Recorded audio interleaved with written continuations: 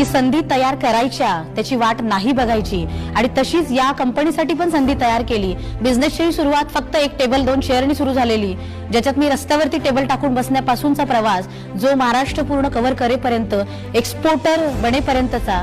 आणि 2019 मधलं आमचं टार्गेट होतं की आम्ही पूर्ण इंडिया कव्हर करू आणि आज खरंच आनंद वाटतो त्या गोष्टीचा की आमचा पूर्ण इंडिया कव्हर झालेला आहे आणि आपण काही करू शकतो याचा विश्वास पण मिळालेला आहे।